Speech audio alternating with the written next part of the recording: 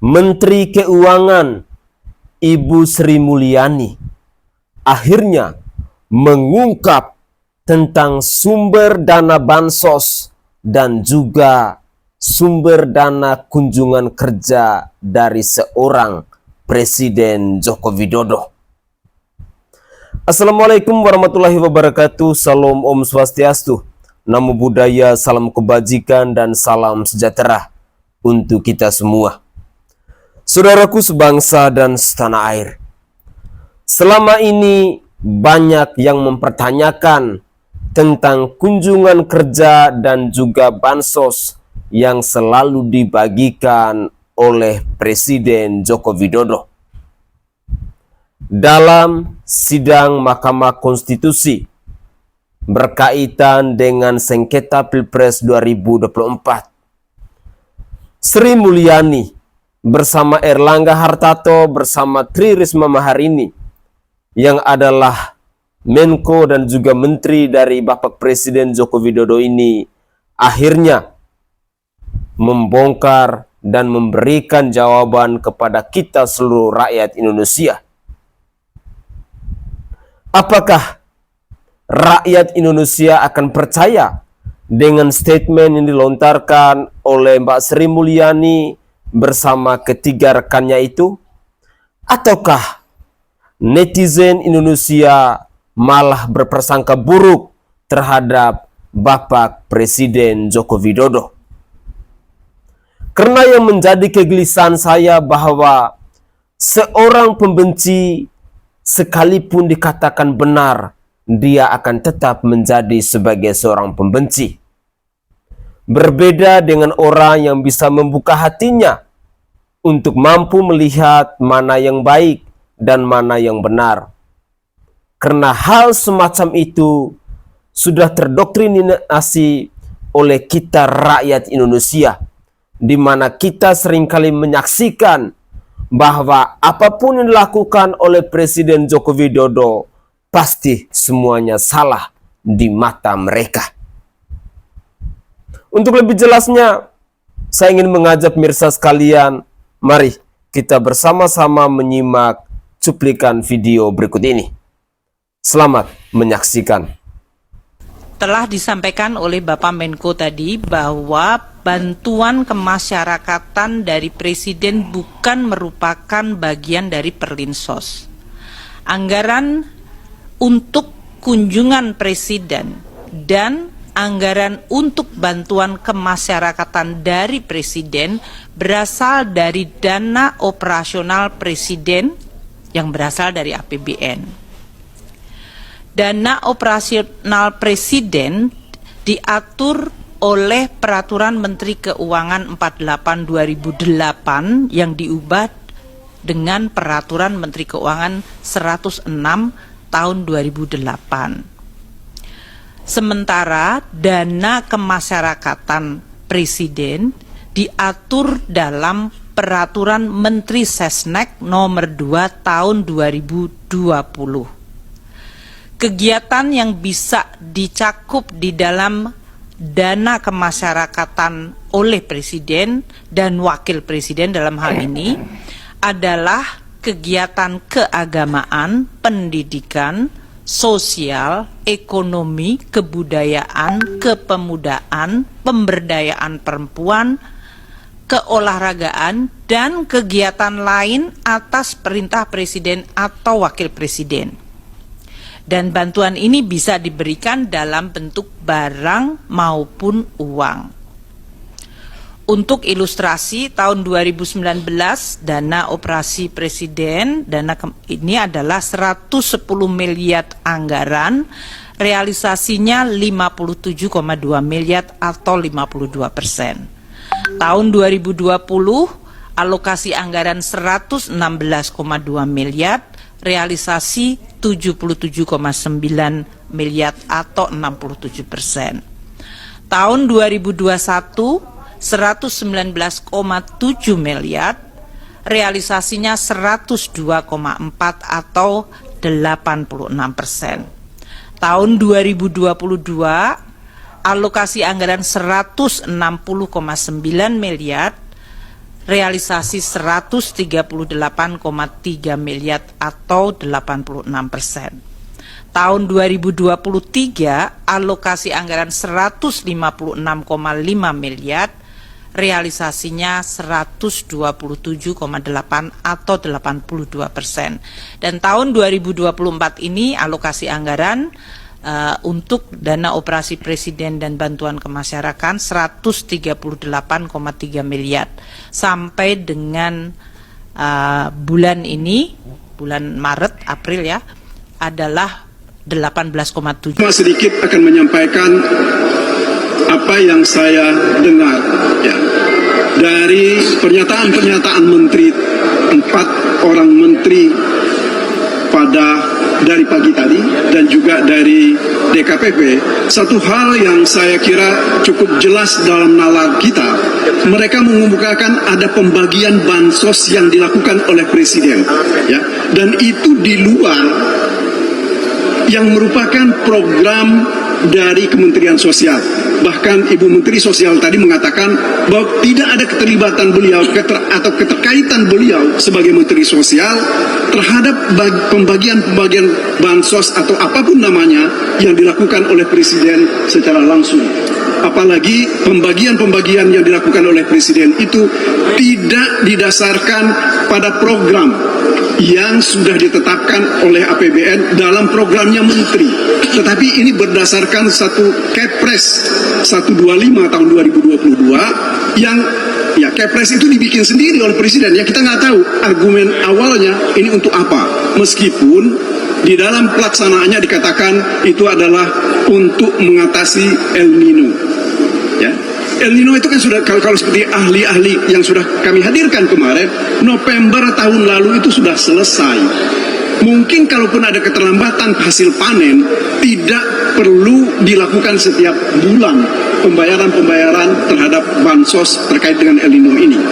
Kemudian saudara-saudara, khusus terhadap bansos, dalam praktek yang terjadi selama ini dan sesuai dengan aturan yang ada, bahwa itu dilakukan oleh Kementerian Sosial dalam waktu setiap 3 bulan. Ya. Tidak seperti yang terjadi sekarang, itu dilakukan setiap bulan, sejak bulan Oktober, November, Desember, Januari, dan Februari. Apa maknanya ini bagi kita? Bagi kita yang berakal sehat, mestinya kita katakan bahwa ini mencederai akal sehat kita kalau dikatakan ini tidak ada hubungannya dengan proses pilpres dan pemilihan-pemilihan yang lain. Saudara-saudara, saya kira ada satu hal lagi yang saya kira yang patut kita catat, bahwa ada penyimpangan berdasarkan Perpres 125 itu, di mana tidak ada keterlibatan Kementerian Sosial di dalam hal pembagiannya. Ini apa maknanya?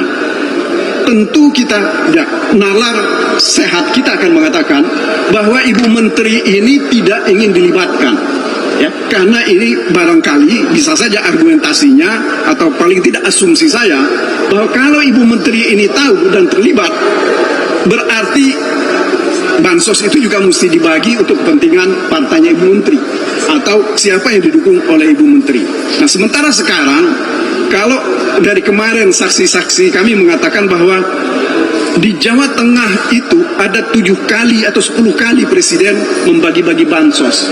Bahkan kalau saudara-saudara saya ingat betul, ada tulisan yang mengatakan bahwa selesai bagi-bagi bansos itu Bapak Presiden minum kelapa muda, ya, di Magelang bersama dengan Cawapres. Begitu juga Pak Menteri, 2 orang menteri yang mengatakan bahwa bansos ini adalah dari Bapak Presiden. Ini kan personifikasi bansos yang tidak seharusnya dilakukan, karena bagaimanapun juga itu kan aset milik negara, itu milik kita, kita bayar pajak. Ya, dari pembayaran pajak kita itu diberikan. Jadi saya kira itu yang bisa saya sampaikan. Satu hal lagi, Bang Mulia, mungkin ya, kita berharap bahwa ya mari kita berdoa bersama-sama nanti di dalam hati kita, mudah-mudahan Tuhan membuka pintu hati para hakim, mereka dijauhkan dari rasa takut. Misalnya ada ancaman-ancaman dari pihak-pihak tertentu yang akan menjadikan perkara atau mereka akan diperkarakan. Karena selama ini kita dengar dan kita tahu cukup banyak orang yang disandra dengan perkara, ya, sehingga berpihak kepada pihak tertentu. Saya kira begitu dari saya. Terima kasih atas perhatiannya. Assalamualaikum warahmatullahi wabarakatuh. Teruskan Pak Mulya. Saudara-saudara, nanti ada Saudara Henry juga, mungkin Saudara Yanwar, ya. Saya hanya ingin menambahkan hal-hal yang sudah dijelaskan tadi oleh Saudara Magdir Ismail. Tentu kita berterima kasih untuk semua presentasi yang diberikan oleh keempat menteri. Menteri Erlangga, Menteri Menko, ya, Erlangga, Menko PMK, kemudian juga Menteri Keuangan Sri Mulyani, dan juga Menteri Sosial Risma. Nah, kalau mendengarkan semua penjelasan keempat menteri itu, saya bisa mengatakan so far so good. Baik itu mengenai BLT, mengenai El Nino, keluarga harapan, dan lain-lain. Tapi itu penjelasan yang official, yang resmi diberikan di depan menteri. Saya bertanya dalam hati saya, karena banyak pertanyaan yang tidak dijawab. Tidak semua jawaban diberikan oleh keempat menteri. Jadi ini yang buat saya menjadi isu. Sebab saya ini dulu wartawan. Ketika saya datang ke Jakarta, saya diajari oleh almarhum Mokhtar Lubis yang mengatakan, jangan hanya membaca apa yang ditulis, bacalah apa yang tidak ditulis. Kalau dalam bahasa Inggrisnya dikatakan, don't read, ya, what is printed, read what is between the lines. Di antara yang ditulis itu yang kita mesti baca. Nah, itu yang kita tidak dapat pada hari ini. Apa di balik itu? Ya? Jadi saudara-saudara, tadi Kemenko PMK bicara mengenai negatif externality, ya, hal-hal yang negatif, ya, dari hal-hal eksternal yang negatif, ya. Nah, dia bilang tidak ada itu, baik itu yang disengaja maupun yang tidak bisa dihindarkan. Jadi semua program bansos itu semua jalan seperti yang direncanakan. Tapi kan kita tidak segampang itu untuk, ya. Karena kita melihat kalau kita membaca dan mendengar video yang beredar, itu Menteri Menko Erlangga tadi mengatakan semuanya fine-fine aja, nggak ada masalah. Presiden dalam menjawab pertanyaan Hakim Mahkamah Konstitusi Arief Hidayat, apakah ada pesan-pesan atau ada hal-hal yang aneh? Dia bilang nggak ada sama sekali. Tapi kan dalam memori kolektif kita sebagai anak bangsa, memori kolektif kita itu tidak akan pernah hilang. Kita melihat Menko Erlangga membagi-bagikan bansos dan mengatribusikan bansos itu pada Jokowi. Dan oleh sebab itu mesti memilih anak Jokowi. Mendak Zulkifli Hasan melakukan hal yang sama, mengatakan bansos itu dari Jokowi, dan karena itu kita mesti berterima kasih kepada Gibran. Nah, itu memori kolektif kita tidak bisa dihilangkan. Itu rekam jejak digital yang Anda akan selalu simpan, baik di laptop, di handphone, maupun di back mind kita semua. Jadi saudara-saudara, ini nggak akan pernah selesai. Penjelasan ini tentu membantu, tapi juga tidak membantu, karena tetap menyisakan banyak pertanyaan di hati kita. Jadi saudara-saudara, saya hanya ingin menjelaskan itu, karena buat saya politisasi bansos itu tidak selesai. Itu tetap ada dan harus dijelaskan secara tuntas, dan kita mesti melakukan perbaikan-perbaikan supaya tahun-tahun yang akan datang politisasi bansos itu tidak terjadi lagi seperti sekarang ini. Jadi saudara-saudara, ya, tinggal sekarang kita menunggu putusan MK yang akan dibuat tanggal 22 April yang akan datang. Apakah putusan MK itu akan membuat demokrasi, konstitusi, dan supremasi hukum ditegakkan? Apakah kejujuran, keadilan, pemilihan umum yang langsung, umum, bebas, rahasia, jujur, dan adil itu akan dihormati? Apakah kedaulatan rakyat akan dihormati? ini yang kita tunggu dari MK. Saya tahu bahwa MK pasti mendapat tekanan, langsung atau tidak langsung. MK tidak hidup dalam ruang isolasi, tapi saya ingin memelihara optimisme. Saya ingin kita percaya bahwa sikap negarawan, sikap bengawan hukum ya, dari hakim-hakim MK itu akan tetap ada, dan mereka punya komitmen untuk bangsa ini. Menarik ya, ketika kita mendengarkan pernyataan dari Mbak Sri Mulyani yang adalah Menteri Keuangan, lalu kita mendengarkan respon terhadap pernyataan dari keempat menteri tadi. Makanya tadi di awal saya katakan bahwa mungkin sebagian orang akan dengan begitu mudahnya mereka mempercayai kesaksian-kesaksian diberikan oleh keempat menteri tentang Presiden Joko Widodo dan juga tentang bantuan sosial dan juga sumber keuangannya. Tetapi tidak semua orang akan serta-merta mempercayai kesaksian dari keempat menteri itu di Mahkamah Konstitusi.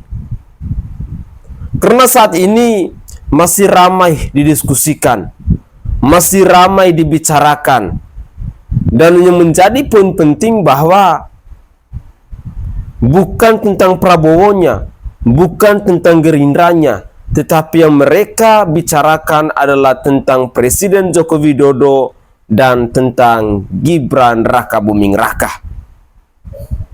Kemenangan dari paslon 02 dinilai atas cawe-cawe dari Bapak Presiden Joko Widodo. Dan yang lebih sadisnya ketika mereka mempersoalkan tentang bantuan sosial yang hampir dilakukan secara masif oleh Bapak Presiden Joko Widodo. Keterangan dari Sri Mulyani bahwa bantuan sosial yang dilakukan oleh Bapak Presiden Joko Widodo itu sumber keuangannya bukan dari Mensos, tetapi itu adalah dana operasional Presiden. Entahlah, saya sih secara pribadi berharap bahwa kita rakyat Indonesia, mari kita membuka hati kita untuk melihat setiap persoalan di bangsa ini secara objektif.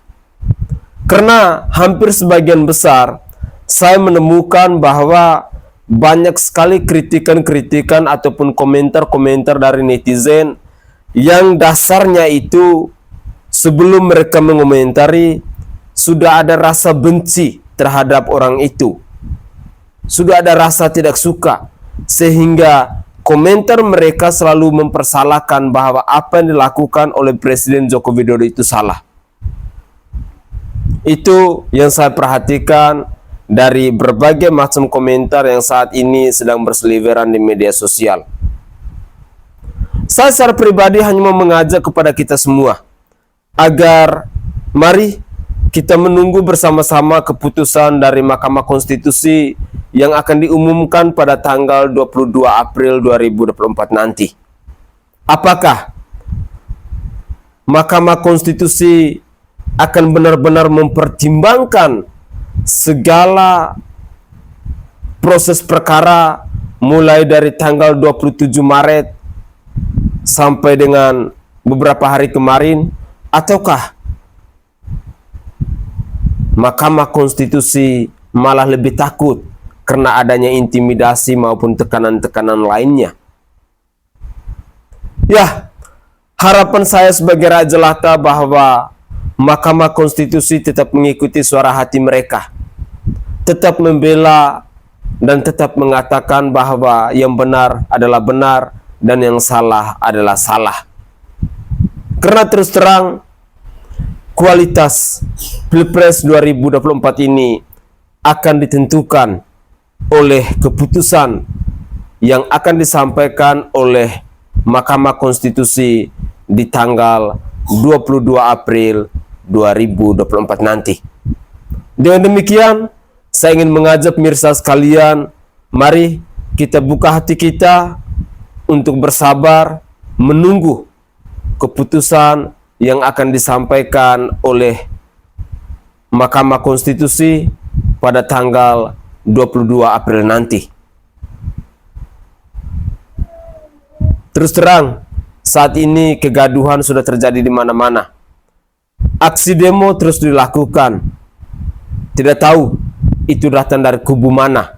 Apa itu 01 ataupun 03, saya secara pribadi pun tidak paham.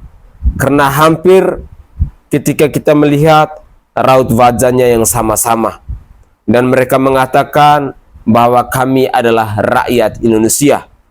Kami bukan mengatasnamakan 01 maupun 03. Ya, semoga saja benar bahwa itu adalah suara aspirasi dari rakyat Indonesia. Karena bagi saya secara pribadi, saya meyakini bahwa tidak semua rakyat Indonesia akan sependapat dengan orang-orang yang saat ini terus melakukan aksi unjuk rasa, baik itu di depan kantor DPR RI maupun di kantor KPU dan juga Mahkamah Konstitusi. Mari berpikirlah secara akal sehat kita, gunakanlah logika kita yang waras, agar pada akhirnya kita bisa menemukan sebuah jawaban, bisa menemukan sebuah keputusan yang memang benar-benar akan memihak kepada rakyat Indonesia. Mari kita lanjutkan lagi. Akhirnya terungkap terkait uang bansos yang dibagian selama ini jelang pemilu. Hal ini dibongkar oleh Menko Bidang Perekonomian, Airlangga Hartarto, dan Menko Menteri Keuangan Sri Mulyani. Saat menjawab pertanyaan Hakim MK di dalam sidang, Airlangga menjawab jika bansos berasal dari bantuan Presiden. Wow, itu dananya dari mana? Nah, mari kita simak penjelasannya yang kita upload ulang dari kanal resmi YouTube Mahkamah Konstitusi. Asal dari dana operasional Presiden yang berasal dari APBN. Yang kedua, kami ingin menambahkan tadi dasar daripada bantuan pangan. Tadi sudah dijelaskan yang rapat di bulan 10 November. Kami ingin menambahkan sebelumnya tahapan ini kan sudah diberikan dan dijalankan juga bulan September sampai dengan November. Nah, itu berdasarkan keputusan rapat terbatas tanggal 13 Juli tahun 2023 dan dilanjuti dengan surat Kepala Bappenas ke Perum Bulog nomor 208 TS 0303 K9 2023 tanggal 4 September 2023. Kemudian tambahan Desember yang dilaksanakan berdasarkan rapat internal tanggal 10 November 2023 ditindaklanjuti surat Kepala Bappenas ke Perum Bulog nomor 365 TS 0303 K11 2023 tertanggal 10 November 2023. Nah, terkait dengan di tahun 2024 ini ada periode Januari sampai Juni berdasarkan rapat internal 10 November dan ditindaklanjuti surat Kepala Badan Pangan Nasional ke Perum Bulog nomor 372 TS 0303 K11 2023 tanggal 22 November. Nah, kemudian ini yang dapat kami tambahkan. Kemudian tadi pertanyaan dari Yang Mulia Bapak Arief Hidayat terkait dengan Bulog, tentunya ini bagian dari penugasan di Kementerian BUMN. Kementerian BUMN selaku pemegang saham daripada Bulog. Jadi itu murni di BUMN. Kemudian tadi menambahkan bahwa bantuan yang diberikan oleh Bapak Presiden itu berasal dari dana bantuan Presiden untuk masyarakat. Jadi tentu ini juga tadi menambahkan penjelasan dari Pak Menko PMK. Pertanyaan dari Yang Mulia Saldi Isra mengenai alokasi dana kunjungan Presiden dan dana bantuan kemasyarakatan dari Presiden. Telah disampaikan oleh Bapak Menko tadi bahwa bantuan kemasyarakatan dari Presiden bukan merupakan bagian dari Perlinsos. Anggaran untuk kunjungan Presiden dan anggaran untuk bantuan kemasyarakatan dari Presiden berasal dari dana operasional Presiden yang berasal dari APBN. Ini Bu Menteri, Pak Menko, ini ada salah satu tabel yang di kedua permohonan itu sebetulnya ada yang mencantumkan list perjalanan presiden. Ini karena dua permohonan ini lebih banyak bergeraknya ke presiden ini sebetulnya. Karena dalilnya memang bertumpu di sini. Jadi kami harus menanyakan, apa sih kira-kira yang jadi pertimbangan presiden memilih misalnya ke Jawa Tengah itu lebih banyak kunjungannya dibandingkan ke tempat lain. Ini yang berkaitan dengan kunjungan yang ada pendistribusian bansosnya. Nah, itu yang didalilkan oleh pemohon. Nah, kalau ini kami bisa dibantu menjelaskannya, itu akan lebih mudah kami, apakah yang didalilkan pemohon itu bisa dibenarkan atau tidak. Nah, tolong kita dibantu ini oleh 4 menteri ini berkaitan dengan ini. Itu yang pertama. Masih berkaitan dengan peta ini, kira-kira ini alokasi dana yang dibawa untuk kunjungan-kunjungan presiden itu yang dari mana saja? Pak Menko dan Ibu Menteri. Ini satu yang terkait langsung dengan permohonan yang diajukan oleh kedua pemohon. Yang kedua, ini kan sering dilakukan pertemuan ya, Pak Menko tadi bilang, Pak Menko PMK maupun Menko Perekonomian sering dilakukan pertemuan. Dalam suasana pertemuan yang sudah berhimpitan dengan jadwal pemilu itu, ada nggak warning dari yang melakukan pertemuan ini, terutama warning yang berkaitan dengan sensitivitas suasana pemilu. Jadi misalnya ada yang mengingatkan, kita harus hati-hati juga, jangan kita menjalankan agenda yang sudah disusun dalam APBN, lalu diterjemahkan sebagai kegiatan politik. Ada nggak dalam rapat-rapat seperti itu diingatkan supaya pemaknaan atau penafsiran berbagai pihak bahwa ini ada kaitannya dengan politik itu pernah diingatkan nggak? Oke guys, itu adalah cuplikan-cuplikan video terkait dengan kesaksian diberikan oleh Sri Mulyani dan juga ada Erlangga Hartarto ketika mereka memberi kesaksian di Mahkamah Konstitusi dalam sidang sengketa Pilpres 2024 ini. Menjadi pertanyaan untuk kita semua, apakah bansos yang selama ini dibagikan oleh Bapak Presiden Joko Widodo itu memang murni dari dana operasional Presiden, ataukah ada hal-hal lain yang lebih mengganjal?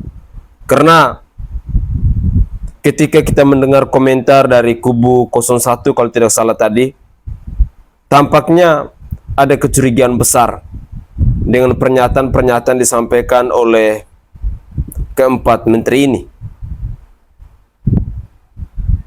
Saya sih berharap bahwa setiap persoalan yang ada di bangsa ini bisa diselesaikan dengan kepala yang dingin. Karena kita melihat banyak sekali kegaduhan-kegaduhan di dalam media sosial ketika mereka saling serang dan hanya mau membela antara 01, 02, dan 03. Ada yang mengatakan bodoh, ada yang mengatakan goblok, ada yang mengatakan omon-omon, ada yang mengatakan ngeyel dan lain sebagainya. Ya, itu adalah haknya netizen.